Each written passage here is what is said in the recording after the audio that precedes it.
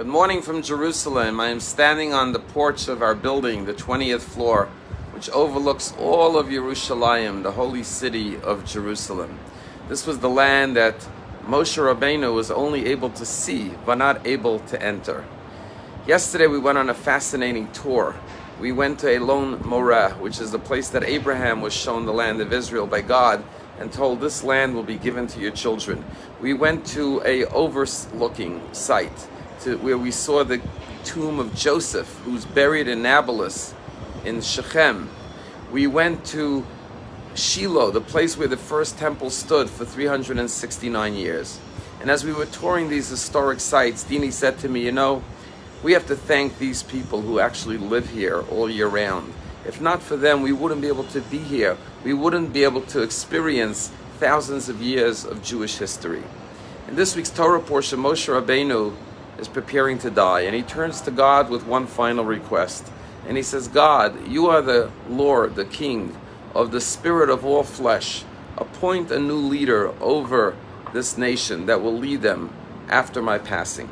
And Rashi points out that the term that Moshe Rabbeinu uses is God, who is the Lord, the King, the God of all spirits of all of mankind. Why this unusual term? And Rashi explains that Moshe Rabbeinu said to God, God, you are the ruler of the entire universe.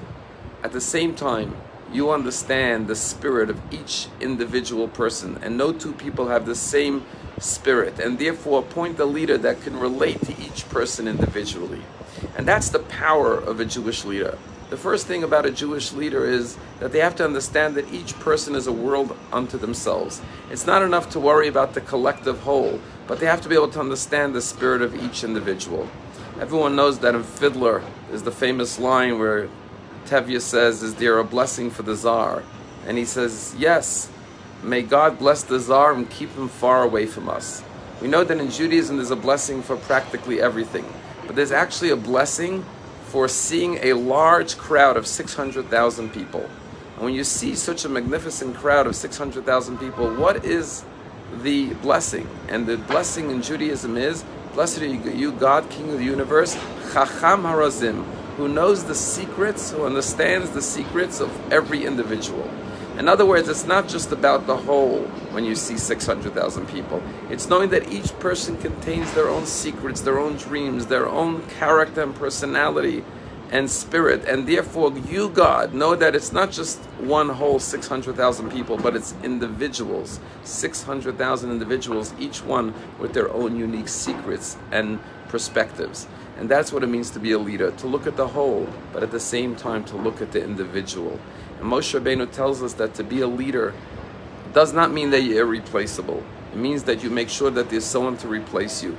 That every one of us has to make sure that we are the continuation of those who came before us. Just like our ancestors lived here for 4,000 years, we continue to live here. And we have to be grateful for those who live here in Israel that allow us to come to visit and experience the holiness and the history of the land of Israel. At the same time, wherever you find yourself, whether it's in Palm Beach or anywhere in the world, you are holding up Judaism in your corner of the world, in your neck of the woods. You are maintaining Jewish life for others to walk in your footsteps, to carry on what you've carried on from others.